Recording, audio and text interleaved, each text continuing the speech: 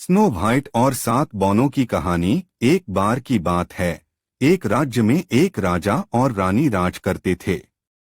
दोनों ही अपनी प्रजा का खूब ध्यान रखते और दोनों ही बहुत अच्छे थे।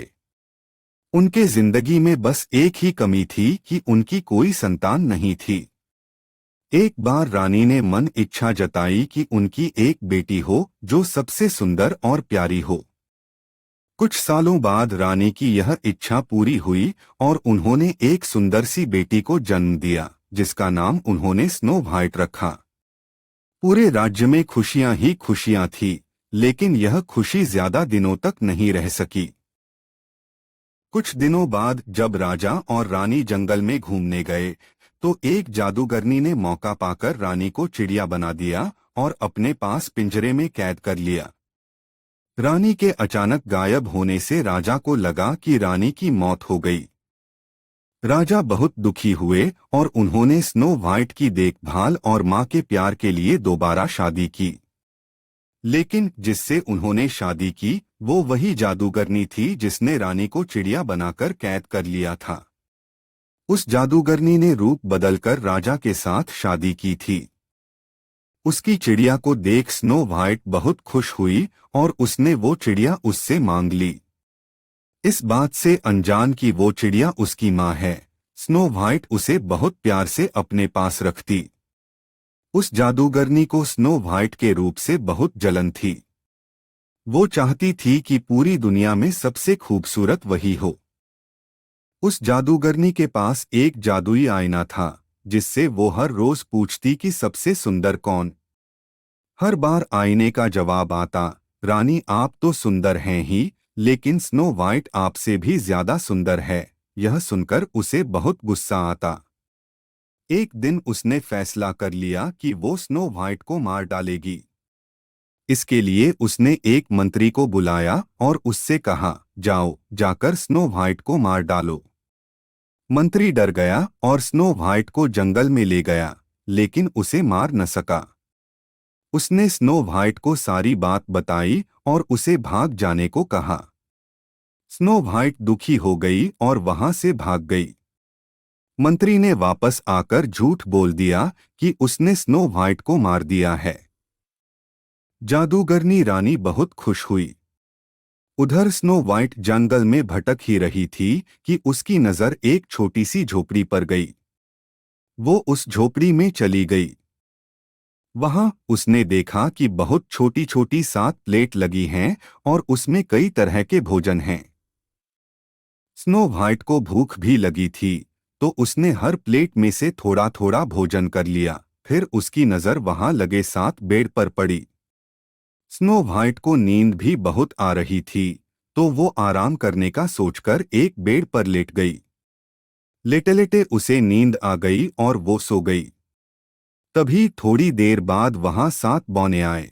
उन्हें अंदाजा लग गया था कि वहां कोई आया है।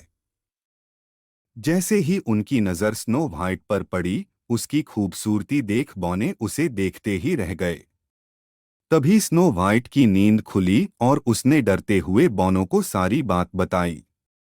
बौने उसकी बात सुनकर चौंक गए और उन्होंने कहा, स्नो व्हाइट अगर तुम हमारे लिए हमेशा अच्छा खाना बनाओगी और हमारे घर का ख्याल रखोगी तो तुम हमारे साथ रह सकती हो। स्नो व्हाइट ने उनकी बात मान ली और सब खुशी खुशी रहने लगे। एक दिन उस जादूगरनी रानी ने फिर से अपने जादुई आईने से पूछा कि सबसे सुंदर कौन। इस बार वो बहुत खुश थी कि स्नो व्हाइट के मरने के बाद आईना उसी का नाम लेगा। लेकिन अफसोस ऐसा कुछ नहीं हुआ। आईने ने फिर कहा, रानी आप हो सबसे सुंदर, लेकिन आपसे भी सुंदर है स्नो व्हाइट। रानी यह सुनकर हैरान रह गई और सारी बात समझ गई कि मंत्री ने उसे धोखा दिया है। फिर आईने ने उसे बताया कि स्नो व्हाइट बौनों की झोपड़ी में रहती है। यह सुनने के बाद जादूगरनी रानी ने तरकीब निकाली। उसने जादू से जहरीला सेब बनाया और उसे स्नो व्हाइट को खिलाकर उसे हमेशा के लिए सुलाने का सोचा। वो अपना रूप बदलकर स्नो व्हाइट के पास पहुंची। उसने स्नो व्हाइट को सेब खरीदने को कहा और खरीदने से पहले उसे चखने के लिए वो जहरीला सेब दिया। स्नो व्हाइट उसे बूढ़ी औरत समझकर मना नहीं कर सकी और उसने वो जहरीला सेब चख लिया। चखते ही स्नो व्हाइट की तबीयत बिगड़ने लगी और उसी बीच वो जादूगरनी अपने असली रूप में आ गई और स्नो व्हाइट के सामने हंसने लगी। स्नो व्हाइट अपनी सौतेली माँ को देख हैरान रह गई और गहरी नींद में चली गई। उसके कुछ देर बाद ही वहां बौने आए और स्नो व्हाइट को वहां पड़ा देख वो दुखी हो गए। उन्हें लगा स्नो व्हाइट उन्हें हमेशा के लिए छोड़कर चली गई। उन्होंने उसे दफनाने का सोचा, लेकिन उनका मन न माना और उन्होंने उसे एक शीशे के ताबूत में रख दिया। तभी वहां राजा के दोस्त का बेटा, जो कि एक राजकुमार था, वो आया। स्नो व्हाइट को देख वो चौंक गया और बहुत दुखी हुआ। उसने बौनों से स्नो व्हाइट के बारे में पूछा और दुखी होकर स्नो व्हाइट को ताबूत समेत अपने साथ ले जाने के बारे पूछा। सारे बौने दुखी हो गए। उन्होंने ताबूत का शीशा खोला और राजकुमार ने स्नो व्हाइट पर प्यार जताते हुए उसके हाथ को चूमा। इतने में स्नो व्हाइट को होश आ गया। स्नो व्हाइट ने सबको अपने सामने देख सारी बात बताई।